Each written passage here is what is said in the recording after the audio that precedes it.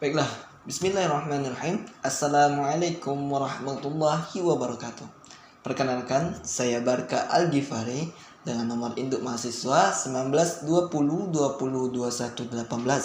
Pada kesempatan kali ini, izinkan saya untuk memaparkan poin-poin saya pada mata kuliah pengembangan media dan sumber belajar yang diampuhkan oleh Bapak Dr. Muhammad Isnaini, SAG NPD. Yakni yang pertama mengenai fungsi dan manfaat media pembelajaran. Langsung saja kita ke pembahasan. Yang pertama, pengertian media pembelajaran menurut para ahli. Yang pertama yakni menurut Scrum, media pembelajaran adalah teknologi pembawa pesan yang dapat dimanfaatkan untuk keperluan pembelajaran. Kemudian, menurut Briggs, media pembelajaran adalah sarana fisik untuk menyampaikan isi atau materi pembelajaran seperti buku, film, video, slide, dan sebagainya. Kemudian menurut Romizokowski,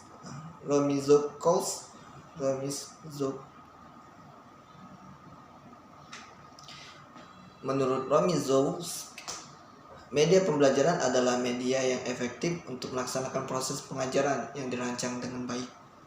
Keempat, menurut Arif Sadiman, media pembelajaran adalah segala sesuatu yang dapat digunakan untuk menyalurkan pesan dari pengirim ke penerima pesan. Fungsi media pembelajaran. Penjelasan. Jadi sebelum kita masuk ke penjelasan ini, saya sarankan para penonton menyiapkan buku dan pulpennya agar tidak ketinggalan materi-materi penting. Oke, kita lanjut. Fungsi media pembelajaran. Fungsi media pembelajaran ini seperti yang ternampak pada PowerPoint saya terbagi menjadi 4, yakni yang pertama fungsi afektif, fungsi kompensatoris, fungsi atensi, dan fungsi kognitif. Fungsi yang pertama, fungsi afektif, memberikan kenikmatan belajar dan menggugah selera belajar. Kemudian fungsi kompensatoris, yakni membantu siswa yang lemah dalam bacaannya sehingga mampu mengorganisasikan materi ke dalam ingatannya. Selanjutnya fungsi atensi, yakni meningkatkan daya tarik atau perhatian penuh peserta didik terhadap materi yang diberikan. Dan yang terakhir fungsi kognitif, mempermudah dalam mencapai tujuan pembelajaran. Rincian fungsi media pembelajaran yang kali ini menurut Iwayan Satayasa. Yang pertama yakni untuk mengamati benda yang sukar dikunjungi, baik karena jarak yang jauh, berbahaya ataupun terlarang. Kemudian untuk mendapatkan gambaran yang jelas tentang benda atau objek yang sulit diamati secara langsung disebabkan karena ukuran yang tidak mungkin diamati. Yang ketiga yakni untuk mengamati peristiwa yang jarang atau berbahaya untuk diamati. Dan yang terakhir untuk mengamati dengan cepat suatu proses yang berlangsung dengan lambat dan untuk mengamati suatu proses yang lambat dengan cepat. Sebagai contoh nih, ketika kita selaku pengajar atau pendidik memaparkan materi tentang bencana alam, yang di sini saya misalkan sebagai bencana alam gunung meletus, secara tidak langsung kita memberikan materi yang membuat seorang atau seluruh peserta didik penasaran bagaimana proses gunung itu meletus. Kemudian tanpa kita sadari mereka ingin tahu dan ingin terus tahu bagaimana proses gunung itu meletus.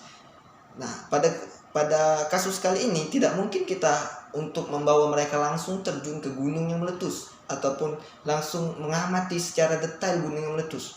Nah, disinilah fungsi dari media pembelajaran, yakni untuk memberikan memfasilitasi rasa penasaran dari peserta didik tadi sehingga mereka bisa mengetahui secara detail namun tidak membahayakan diri mereka dan pendidik atau lain dan sebagainya. Selanjutnya, manfaat media pembelajaran. Yang pertama yakni manfaat bagi pengajar dan manfaat bagi peserta didik.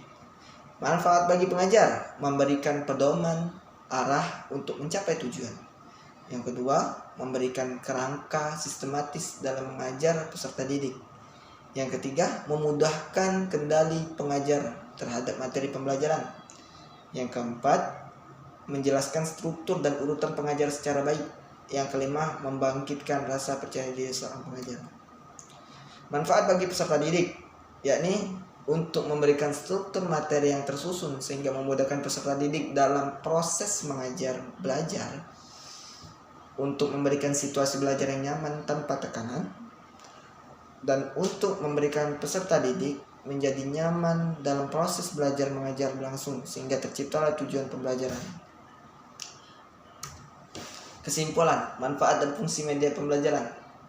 Dari penjelasan di atas dapat disimpulkan bahwa 1. Fungsi dari media pembelajaran adalah bahwa penggunaan media dalam kegiatan belajar mengajar memiliki pengaruh yang besar terhadap alat-alat indera, terhadap pemahaman isi pembelajaran.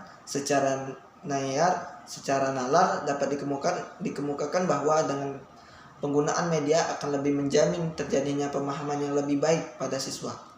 Yang kedua, manfaat media pembelajaran adalah memperlancar interaksi antar guru dengan siswa sehingga kegiatan pembelajaran lebih efektif dan efisien.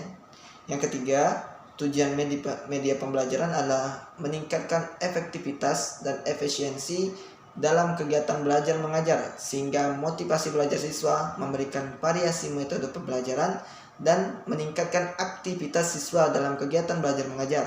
Yang keempat, hal-hal yang perlu diperhatikan dalam pemilihan media pembelajaran adalah tujuan pembelajaran, keefektifan, karakteristik peserta didik, ketersediaan, kualitas teknis, biaya fleksibilitas, kemampuan orang yang menggunakannya, dan waktu yang tersedia.